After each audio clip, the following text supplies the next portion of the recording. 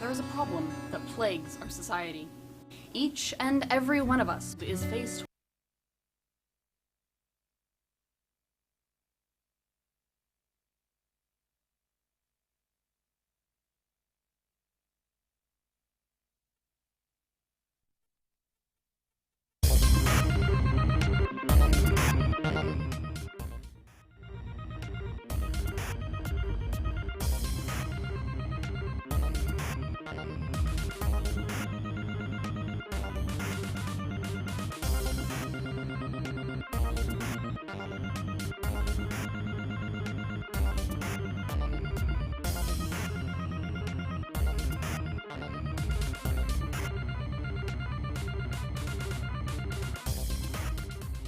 Good morning, Marysville.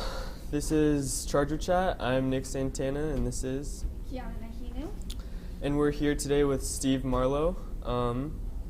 Steve Marlow is an actress, or sorry, he's an actor. He's been acting for over 60 years, is it? So how's it going today, Steve? Well, pretty good. I'm here with a bunch of 16 and 17-year-olds, Yeah. and I'm looking forward to my interview. Yeah, so how was the drive up? The drive? Well, I don't even know this area. Oh, really? Yeah. So, and I got my two friends in my truck, and we were crowded, but we got here. Awesome. So, we must start out with asking you, what sparked your interest in becoming an actor? All right. First of all, I got to say about my name. My name was given Morris Miller, Morris Miller. and I didn't like it, and I wanted to change it. And so one day I got a bunch of friends of mine, and we sat and we talked about changing my name, and they came up with Steve Marlow, and that's why I'm Steve Marlow today, because Morris Miller, they used to call me Mo. Yeah. And they used to say, there ain't no Mo. And I didn't like that. And so I changed it to Steve Marlow. And here I am. Wow. So you've been going by Steve Marlow since your acting career Yeah. started? Uh-huh. Wow. So is your name? It's legal. Oh, wow. Yeah. That's pretty cool. Yeah, I've heard about that a lot, where actors and actresses, they change their names to be more like.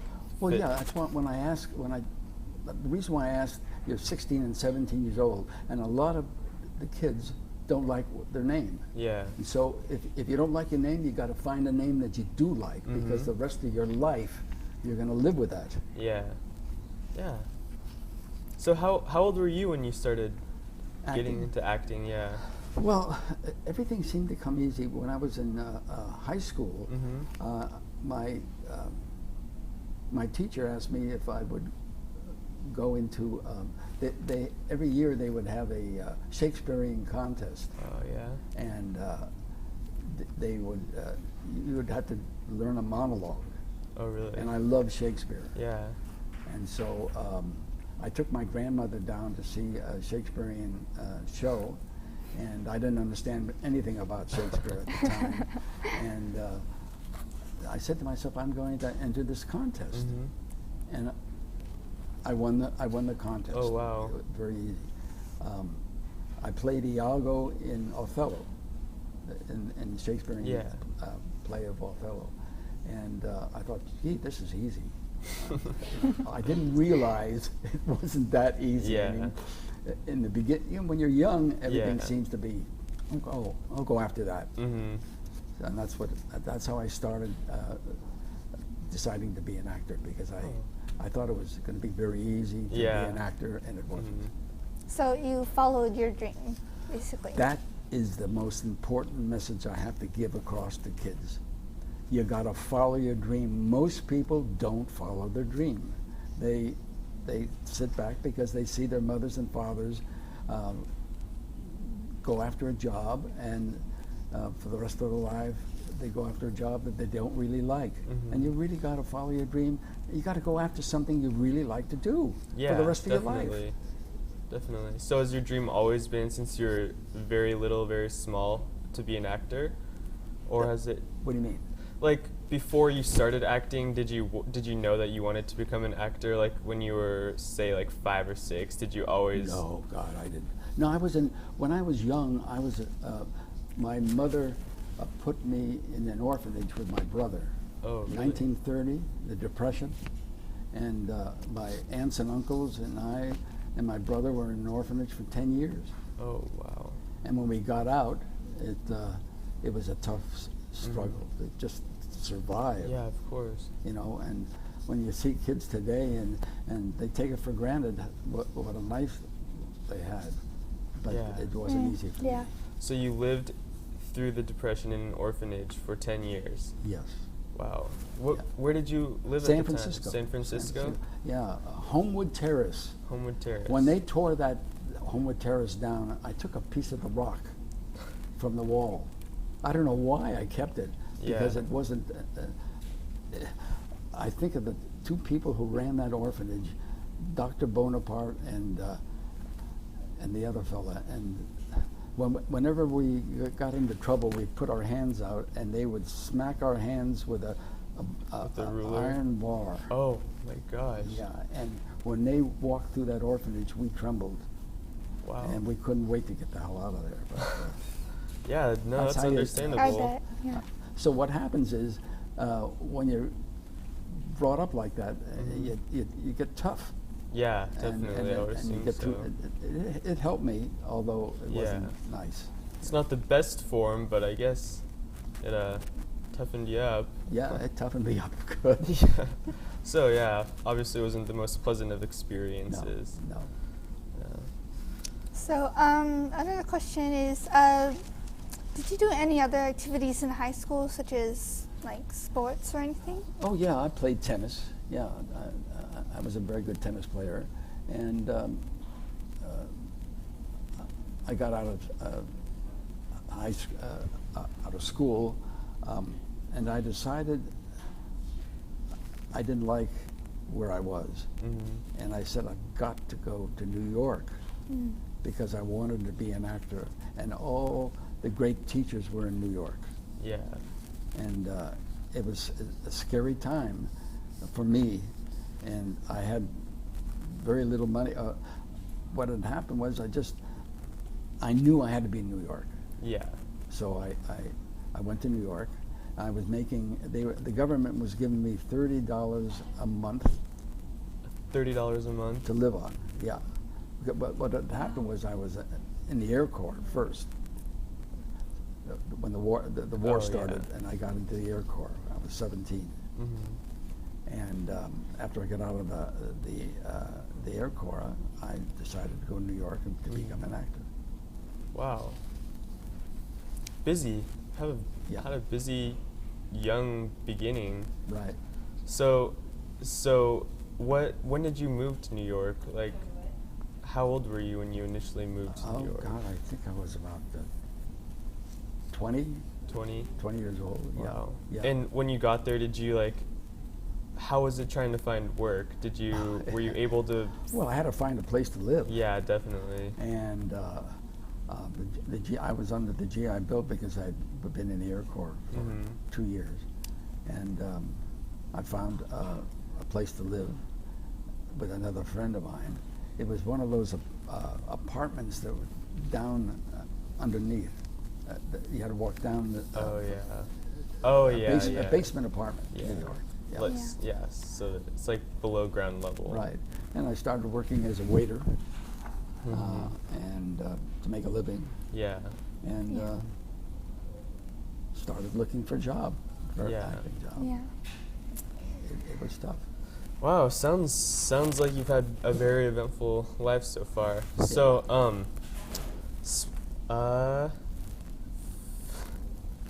Well, we're gonna come right back to you after this commercial break. There is a problem that plagues our society. Each and every one of us is faced with this all too familiar disaster. Well, we here at Marysville Getchell have just the solution for you. Behold the brand new limited edition Phone Tatcher 3000. I love my Phone Tatcher 3000. I'll never drop my phone again. This can be yours for only $59.99. Call 555-555-5555 now and get a second phone Thatcher 3000. Absolutely free. That's right, absolutely free. Now neither you nor a friend of your choice will ever drop your phone again. Rental Getchell is not responsible for damages to phone, hand, or social life. Must be over 18 to order, which doesn't even make sense because those selling this product are, for the most part, under 18. Side effects may include an inability to put your phone down, a decreased ability to create meaningful connections, difficulties eating, fewer invitations to parties, increased awesomeness, a sense of entitlement, and the haunting specter of self-consciousness. Alright, welcome back, Getchell. We're here again with Steve Marlow. We were just talking about how you moved to New York at a very young age, and you were living in a basement apartment, working as a waiter to just earn a living and looking for work. Yeah, this restaurant that I work in, they used to have, you put a nickel in and the little door would open up and you get a cup of coffee. Oh, wow. Yeah, I forget the name of the restaurant, but it was fascinating. Yeah. You even got hot food, and Wow. but yet the store had to open and you Yeah. had to grab the food. That's insane. Now, a cup of coffee at Starbucks is like $4. Oh God, it was 5 cents. Wow. Wow. That's Yeah, but come a long way. nobody had any money in those days. It was tough. yeah, definitely. That. Then I decided to drive a cab. Oh, really? Yeah. How long did you do that? What's that? How long did you do that before you started your acting career? Oh well, I was going to acting school, Oh. and some of the great teachers, Lee Strasberg, was teaching, and I was driving a cab, and the stories I could tell you about people getting into my cab, I'll never forget. One day I picked up two people, Ida Lupino and Howard Duff. They were in New York on publicity for a show they were on called Adam and Eve. And whenever anybody got into my cab, I used to say, listen, I'm not a cab driver, I'm an actor.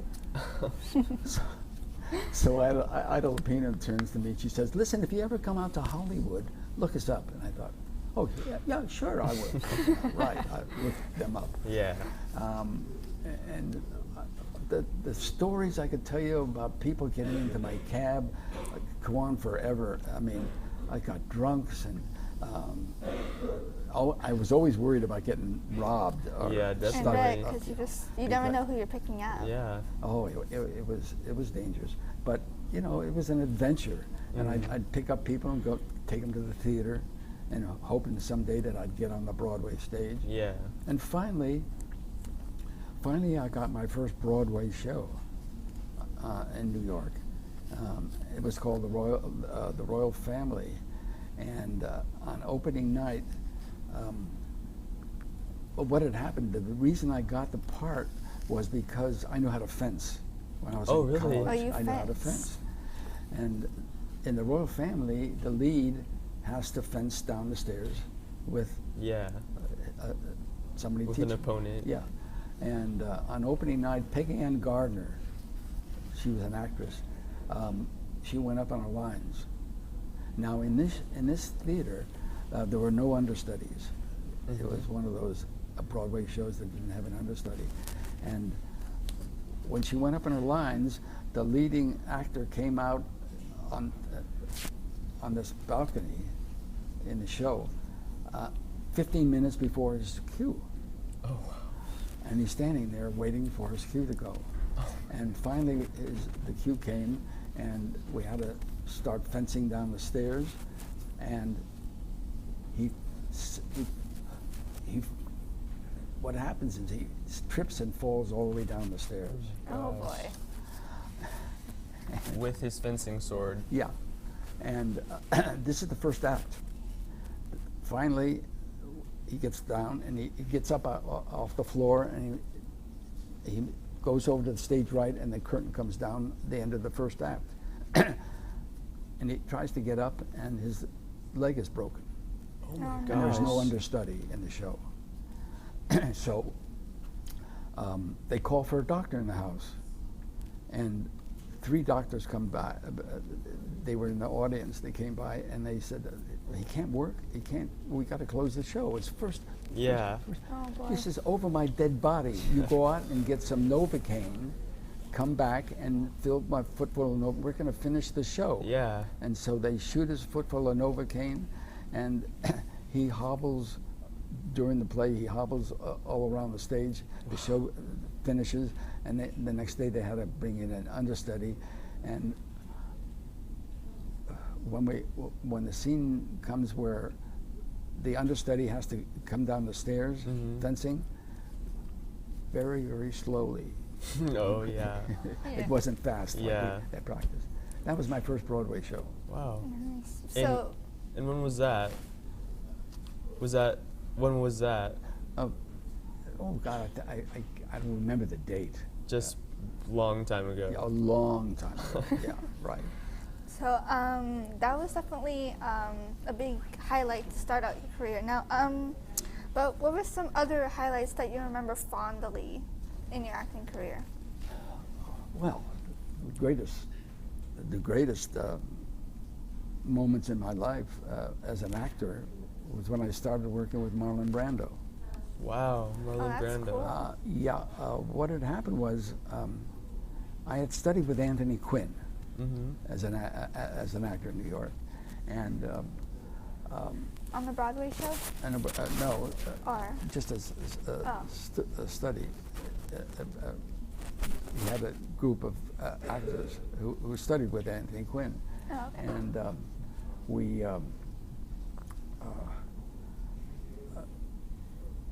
we became very good friends. And then he got a play called The Buccaneer, and we did The Buccaneer.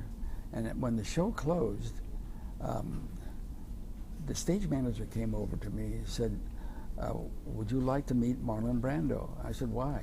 He said, "Well, he's going to do a movie called One-Eyed Jacks."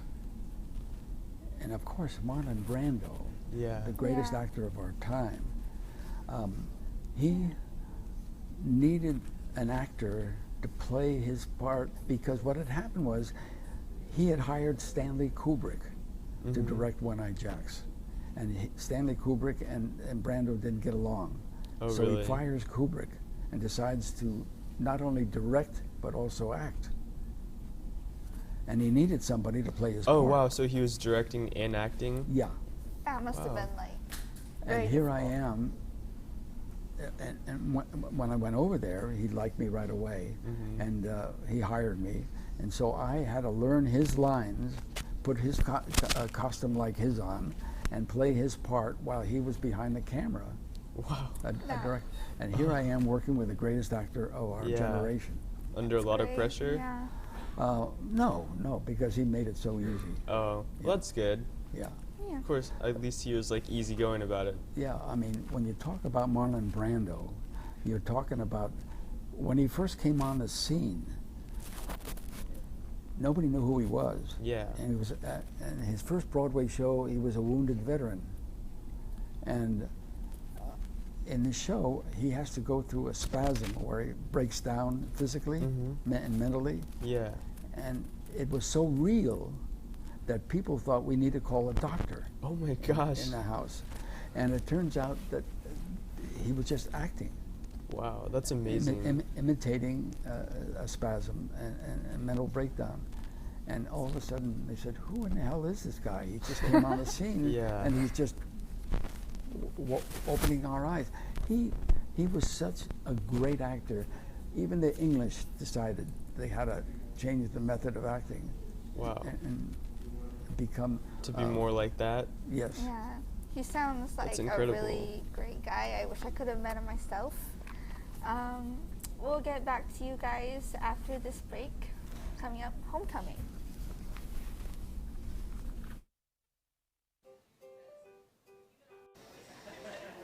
She's gonna say yes.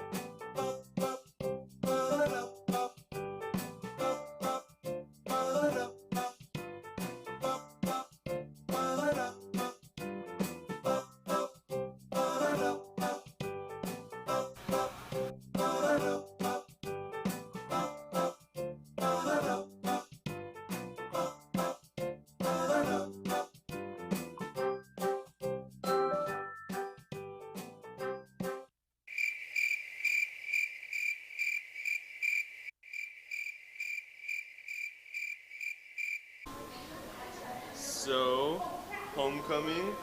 What do you say? No. Wait. What? What? You say no? No, Nick. I'm sorry. You're a really good friend, but I don't want to go to homecoming with you.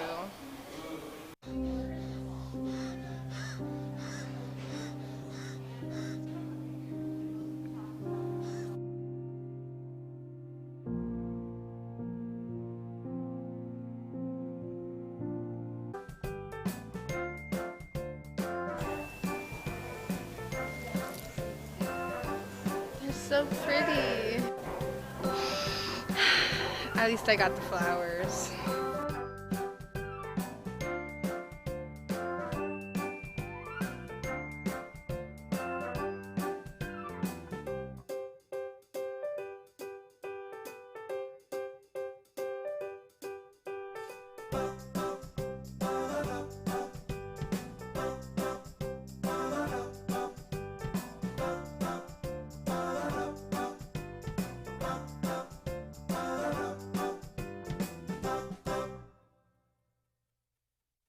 Alright, welcome back to Charger Chat. We're here again with Steve Marlow.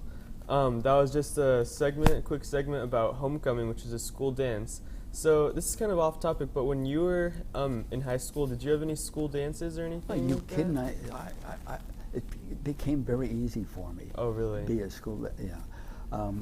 I even got up and sang with the band. Oh, wow. But Cool. it took a lot of nerve Yeah. to try to get up and sing. Yeah, when I definitely. had no experience. And when I stop and think about on the sunny side of the street, when I used to dance, I wanted to get up and sing. I used to get up with the band and try to sing on the sunny side of the street, and I forget my lyrics, and I go home, and the next week I come back and try to do it again until I finally conquered Wow. singing on the sunny side. To this day, I could get up and sing on the sunny side of the street in 2 seconds. Wow. But in the beginning, I just couldn't do it. Yeah. It wasn't in me. Couldn't summon up the courage. I was so scared Yeah. to get up. But every time you do get up, you get better, and you Yeah. get better, and you get more confident. Yeah. You Becomes gotta get more easier. confidence Practice in makes doing perfect. anything you want to do. Yeah, exactly, definitely. So it was easy to get up and after a while to get up and sing. And of course, I always Yeah. liked to dance. Yeah. And I had to dance. I had to learn how to dance and sing because I did a lot of musicals. Yeah. So, Great. So as during the break, you were telling me about Selma, how there's a new movie that just came out, Yes. and you're just telling me about how you marched with them. Yeah, I marched with Martin Luther King. Wow. See, when you're an actor, they have a publication called Variety. And in Variety, you look to see if there's any parts that could be played, and they want actors to come and audition. And in Variety, there was a little piece of a box in Variety that said any actor who wants to come and march with Martin Luther King, call us. Yeah. And please come and march. And I said, I've got to go. I've got to go with Martin. I've got to march with Martin Luther King. I cared about him. yeah. I knew what he was after, and I needed to be there. And so That's amazing. Yeah. Did you I bring decided, anyone? I decided to go to Selma to march with Martin Luther King. That was one of the greatest experiences of my life. I can The imagine. most dangerous Yeah, no time doubt. in my life. And when we got to Selma, it was scary. They had police all over the place, and I remember marching, and they threw rocks and cans of food at us, and Wow. and you had to duck while you were walking. It's insane. And you weren't allowed to get out of the area. Every once in a while, I think we lived on egg sandwiches and hot dogs. Oh, boy. How long were you marching for? For a week. Wow, We a marched whole for week. a week. Yeah. Living on egg sandwiches and hot dogs. Yeah. So right. where did you march to? Like from Selma to? From Selma to Montgomery. Oh, About how far is that? And you're, oh God, that was, God, I forget. I think it was 60 miles. Oh my God. that's a Yeah. long way. Yeah, and the police were there all the time. Yeah. And at nighttime, you weren't allowed to go out anywhere Mm-hmm. because it was they would have killed you. Yeah. Oh. I bet. They would have Oh. killed you. Yeah. In fact, one of the boys did get killed Wow. in Oh, the boy. march. But I was lucky. I was able to sit down and have a lunch with him one day, with Martin Luther King. With Martin Luther King Yeah. Jr. Wow. Yeah, and we talked about the march and what he cared about, and to be with Martin Luther King, That's just surreal. it was one of the great experiences of my life. Yeah. Yeah, That's amazing. Yeah. You met some very, very established people in Yeah. your life. Boy, when that was over, I was the proudest guy in the world. Oh, Yeah. yeah. I would imagine yeah, so. yeah. In fact, they gave us jackets to wear. The 300 who marched. See, there Yeah. were more than 300 people there, but they picked out 300 of us to march, and those 300 were given a jacket to wear, so that when it came time to eat, we could. You could get your food Yeah, with the jacket. yeah. So I still have that jacket, and Oh, wow. he signed it. My Wow, jacket. and you still have that jacket? Still Yeah, I have still have it. that jacket. Wow. I've given it to my daughters to save because Yeah. I'm afraid somebody's going to break in and get it. Yeah. It's going to be Yeah. Yeah. an No. antique piece. Yeah. That's something that you never are going to want to get rid of. Oh, never. Yeah. Yeah. Right. Well, that's just amazing. How was Martin Luther King Jr. in person? How old was who? No, how was he? How was Oh, he was such a gentle, really? wonderful kind of. He listened to you. He Yeah. cared about you. He cared whatever you had to say. There was a kind of a majestic quality about him that you just seemed to think, God, I'd like to be like him. Yeah. In a way. And when he got killed, it was just Just devastating. it broke my heart Yeah. that somebody would want to kill Martin Luther King. Yeah. But those people down there, they were. And so Yeah. when this new Martin Luther King Selma March was The movie. the movie, and I thought to myself, God, of course they had a march. They made a march up Yeah. for the movie, and I thought, God, it would be nice if they showed a little part of the real march. Yeah. So I'm sitting there looking at my television set, and they're showing a remake of the march. Yeah. Oh, the actual march? The No, original? of the No, real the- march, and then they cut to a part of the old march. And I'm sitting there watching it, and I'm thinking, God, wouldn't that be nice if they cut a section of me in it? Yeah. Because, and all of a sudden, I'm sitting there. I see myself on the television on the left side, and I am walking across the stage Wow. in the movie Wow, from oh the my old God. march, and I'm just sitting there stunned to see myself in this Yeah. movie, the second movie. Wow. Yeah. Wow. So you've been in some awesome movies. Obviously, you're a really established actor. We're gonna cut to a segment real quick of an actress wannabe. Okay.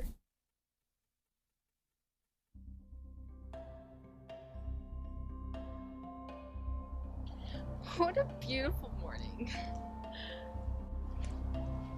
Sorry guys, no flash photography. Wait, what time is it? 7:59?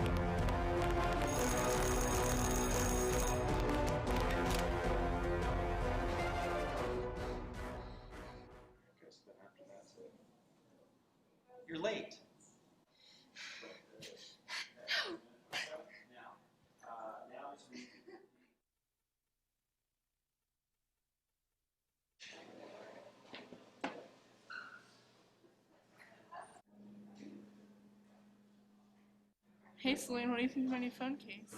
What do I think about your phone case? I think this is the best phone case I have seen in my life. Like, where did you get it? Like, I want it. Like, where'd you get it? I want it. Can I have it? Yeah? Okay, thanks. Oh my god. You're so welcome. Like, it's so perfect.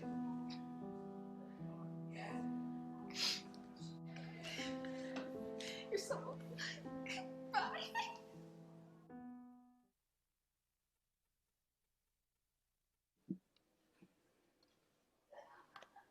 That was such a good book. I can't wait to read the next one.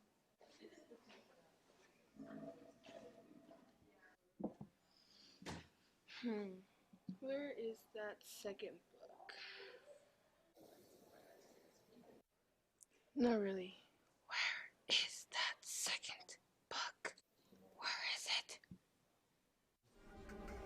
Where is it? This can be.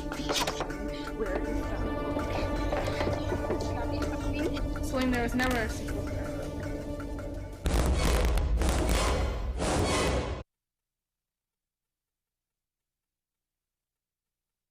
Charge Chat with Steve Marlow again.